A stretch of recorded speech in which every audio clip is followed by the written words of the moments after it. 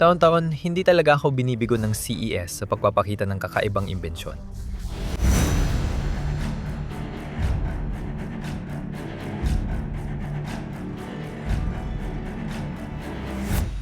Mahigit 24 na oras na kaming naghahanap ng pinakakakaibang bagay sa CES. At pakiramdam ko, simula pa lang ito. Tingnan mo ang natuklasan namin. Robotic na kamay, na parang puppet. Sa totoo lang, magandang paraan ito para ipakita kung anong kayang gawin ng robotic na kamay dahil hindi ko magagawa yan gamit ang mga kamay ko. Tingnan mo kung gaano siya kagaling gawin yon. Sila ay sumasayaw. Kitang-kita na malaki ang pag-unlad ng robotics ngayong taon sa parehong specialized at generic na bahagi. Maraming humanoid at robot na kahawig ng tao na kapag tiningnan sa papel, dinesenyo para lutasin ang pang-araw-araw na gawain, gaya ng pagtiklop ng labada o labanan. Ang daming robot na naglalaban dito, Booster Robotics. Nakakatuwa, parang mas maliit at mukhang bata ang mga robot na to. At parang naglalakad din siya na parang bata. Kayo bang nag-program ito ng mano-mano? O paano ninyo ito ginawa? Walang biro? Walang puhunan? Walang puhunan. Gusto ko magsagawa ng mabilis na eksperimento para malaman kung alin sa mga robot na ito ang makakapagsuntok sa akin ng pinakamalakas. Akala ko ito ang pinakamalakas, pero mukhang masyadong delikado yon. Sige, mukhang tinalikuran na ako ng mga kaibigan ko. Panahon na para lumaban sa mga robot. Sige, simulan natin. Kayang-kaya akong bugbugin ng robot na yan. Mas interesting na natutunan ko dito ay mas hindi ang itsura ng mga robot ang mahalaga rito, kundi kung paano nila inaasahang babayaran ang mga ito. Habang ang ilan sa mga kumpanyang ito ay naniningil ng isang beses na bayad sa simula, ang iba naman ay lumilipat na sa robots as a service na modelo ng bayad, kung saan mas maliit ang paunang bayad pero may kasunod na buwanang bayad, parang subscription. Naisip ko lang, ano kaya mangyayari kung tumigil ka sa pagbabayad? Sa tingin mo ba, kusa na lang uwi ang robot? Para sa akin, dahil di siya mukhang tao, mas pala kaibigan siya. Pero yung mahahabang braso na yon, pare, baka magdulot pa yan ng bangungot sa akin. Tingnan mo kung gaano kahaba ang mga braso. Yan ang parahan para gawing mas pala kaibigan ng robot. Takpan mo ng felt para mas mukhang malambot. Mukha talagang pala kaibigan ng robot na to. Tingnan mo ang mga braso niya. Grabe. Anong klaseng workout ang kailangan mong gawin para magaganyang katawan? Ito na yata ang pinaka-wall-in na robot na nakita ko. Tingnan mo ang disenyo nito. Ito ang W1 mula sa kumpanyang Zeroth. At parang napakabait niya, di ba? Yan ang robot na hindi ko kinatatakutan kahit gumagala sa bahay ko sa gabi. Siya na ang pinakamalapit sa totoong wall-e dahil sa tikas niya. Para mukha siyang medyo chubby. Alam mo yon, na nagpapamukha dito na parang palakaibigan. At malalaki rin ang mga mata nito. Pakiramdam ko malaking bagay yon. Para mga sanggol na malalaki ang mata. Ano ang mga gamit nito? Ginagamit ito sa camping at pwedeng humatak ng kotse o trailer. Pwede silang maghatak ng trailer? Oo. Ha? Gaano kalaki ang trailer? Seryoso, kaya nitong hilahin yung trailer na matutulugan mo? Hindi. Sige, may sense naman pala. Sige, parang kariton lang pala. Sige, sino sa tingin mo ang mananalo sa laban? Yung robot na nagbo-boxing, sumisipa, umiikot, at kung ano-ano pa, o yung robot na kaya magpana? Grabe yon. Libangan lang daw to, sa totoo lang. Gusto ba talaga nating turuan ang mga robot ng ganitong mga bagay? Napaka-interesante nito. Pagsisisihan ba natin to? Siguro, dapat talaga nating ipagawa yan. Tingnan mo yung robot na naglilinis ng banyo. Yan ang trabaho niya sa araw-araw. Tapos, nagpapawala naman siya ng stress sa archery range. Sa paghahanap ng mga kakaibang bagay, hindi natin pwedeng palampasin ang HyperX. Tara, tingnan natin kung anong ginagawa nila. Ano yun? Pinakamalakas na gaming laptop na nahawakan ko? Parang ang chill lang. Ito ang HyperX Omen Max, 16 na powered ng Intel. Ngayon, bahagi na ng HyperX ang Omen, kaya ito ang unang computer na HyperX branded. At mataas agad ang specs nito. Ang bagong Intel Core Ultra 200HX processors at hanggang RTX 5000 Shamnapu na may 240 Hz OLED display ay sobrang lupit. Tuwing naririnig ko ang mga high TDP laptop na ganito, alam kong malakas. Pero paano nila pinalalamig to? Ang sagot dyan ay vapor chamber na halos natatakpan ang buong motherboard. Balak kong subukan ang kulay na to paglabas ng laptop ngayong spring. Pero nakita ko rin ang bagong HyperX Omen 15 My Series. 3. Intel Core Ultra 9,000, 386 H processor. Ito at hanggang RTX 5070 na may Quad HD 100 at 80 Hz. Display. Ang Intel Core Ultra processors ay nagbibigay ng desktop level na performance kahit saan. Yan ang lakas ng Intel sa loob. Para sa akin, gustong-gusto ko ang mga HyperX laptop, lalo na't matagal ko nang gamit ang HyperX headphones. Masaya akong makita na sentro na ang branding nila. Mukhang ang HyperX Omen 15 ang entry level para sa casual gamers kumpara sa HyperX Omen Max 16. Kahit ano pa man, kailangan nating makita kung paano magpe-perform ang dalawang laptop na ito sa totoong gamit nila kapag inilabas na sila ngayong tagsibol. Sa wakas, maglalabas din ang HyperX ng standalone na OLED display na mukhang napakaganda rin. Ito ang HyperX Omen OLED 34. May 360 Hz refresh rate at 0.0 3 ms response time. Ito, nakakabaliw. Sobrang excited ako para sa buong HyperX lineup na ilalabas. Lahat ng impormasyon ay ilalagay ko sa description sa ibaba para ma-check nyo. Malaking pasasalamat muli sa HyperX at Intel sa pag-imbita sa akin para makita ng maaga ang lahat ng ito. At dahil dyan, ituloy na natin ang paghahanap ng mga kakaibang bagay. Nakita nyo ba yung mga video ng lalaki na gumagawa ng setup kung saan pwede kang magpaputok ng tangke at parang talagang humanig ang buong setup niya? Pakiramdam ko magugustuhan niyang ganitong kalaking haptic engine na sa totoong buhay, ganito pala kalaki. Subukan natin. Matindi talaga siya. Lunes ng umaga, ayaw mong maipit sa traffic, kaya anong gagawin mo? Pinapaandar mo ang quadcopter mo. Nakita ko na paano magmaneho ang mga tao sa kalsada. Hindi ako magtitiwala kahit kanina napalipad rin yung bagay na yan. Kailangan mo ba ng lisensya para magpalipad ng isa sa mga kotse na to? Hindi na kailangan ng gano'n, hindi na kailangan. Hindi na kailangan? Oo. Grabe. Oo, Kaya nilang salamat. umabot sa Oo, 50 oo. milya kada oras. Kabin man yun. Pinakamahabang lipad ay 20 minuto. Gumagana ba sila sa baterya? Gasolina? Ano ang gamit nila? Baterya ba? Pwede di ba tayong pumasok sa loob nito? Oo, parang race car lang. Parang pakiramdam ko nasa derby car ako. Parang ganun ang vibe ng lahat ng metal na piraso na to. Hindi mo kailangan ng dagdag na lisensya para mapalipad ang gandang sasakyang ito. Ang kailangan mo lang gawin ay, alam mo na, maglabas ng mga 50,000. Posibleng ito na ang pinakakalokohan dahil pwede mo talaga itong bilhin. Sabi nila, ipapadala na raw nila ito sa Hunyo. Ibig sabihin, handa na itong ibenta, as in ngayon na. Unang subok ng pagiging cyborg o kahit papaano ay pagkontrol ng isang cyborg. Nakuha natin. Ay grabe, kaya pala ako. Oh. Pwedeng maglaro ng bato, papel, gunting laban sa sarili ko. Hindi kailanman mananalo. Bato, papel, gunting, tira, lintik.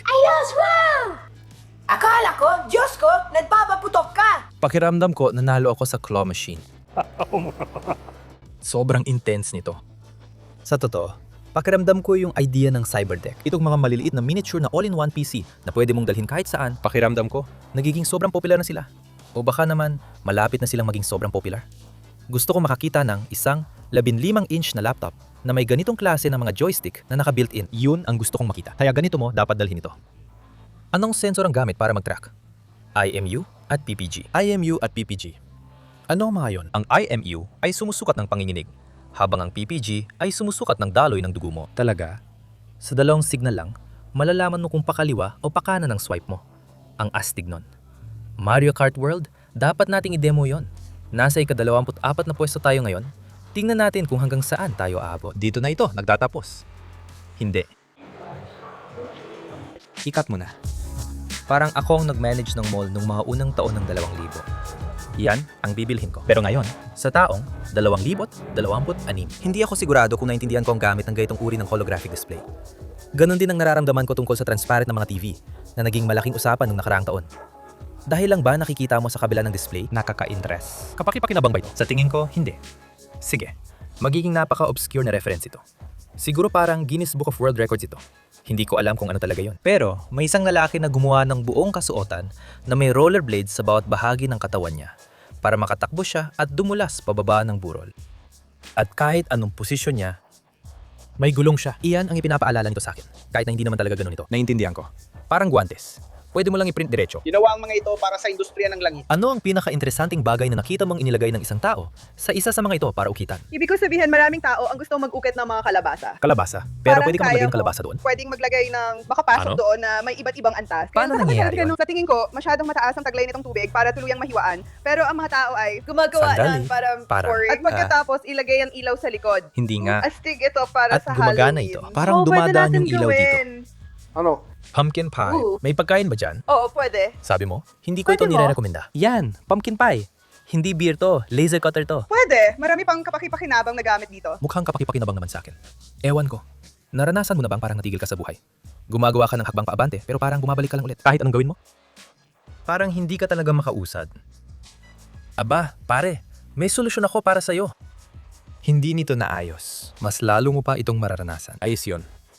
Kadalsan, mas makapalang X-reel at parang pang-araw na salamin. Pakiramdam ko, mas pinatampok nila ang gamer na itsura. May sense naman kasi kapartner nila ang ROG. Pwede di mo ba akong kwentuhan tungkol sa AI ref? Ina-analyze nito ang laman ng ref. Tulad ng mga produkto ng pagkain. Wow, sandali. Ano nangyayari doon? Ano? At pagkatapos, may mga kamera ba sa loob nun? Kamera? Ano ang ginagawa nito pagkatapos nitong malaman kung ano ang nasa loob? Binabago nito ang temperatura. Sige, aminin ko, di ko sure kung kailangan natin ng AI na ref. Baka mali ako. Nakakita na tayo ng maraming full body massage chair dati. Wala pa akong nakikita nagagalaw ang braso at paa mo para sa'yo. Isang hakbang na lang, parang wall-e na. Lagyan na lang ng screen at ayos na. Ito na ba ang hinaharap? o magiging sobrang kakaiba lang talaga ang 2026? Naisip mo na bang sana ang labu-labugo mo ay laging sumunod sa'yo sa bahay? Natupad na hiling mga tol, may bagong kaibigan tayo. Ito si Blipo. Sabi niya, ang saya ngayon. Totoo, masaya talaga, di ba? Nag-e-enjoy ka ba sa CS 2026? Subukan nating maibalik ito ng maayos. Kita-kits, Bipo, o ano man ang tawag ko rito.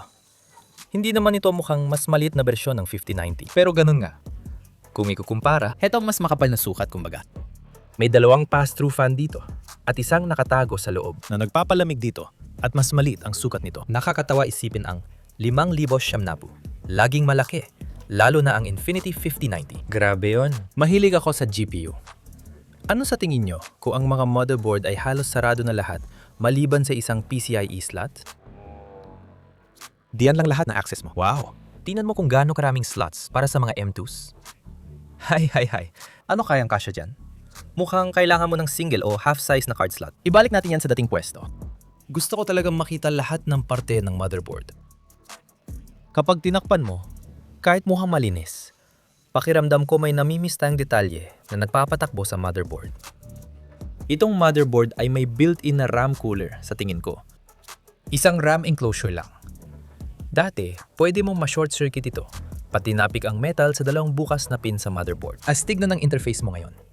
Hindi pa ito nailalabas, tama? Pakiramdam ko, inanunsyo na ito ng Sony ilang taon na ang nakalipas. Pinapakita pa rin nila ang mga kotse na parang paparating na.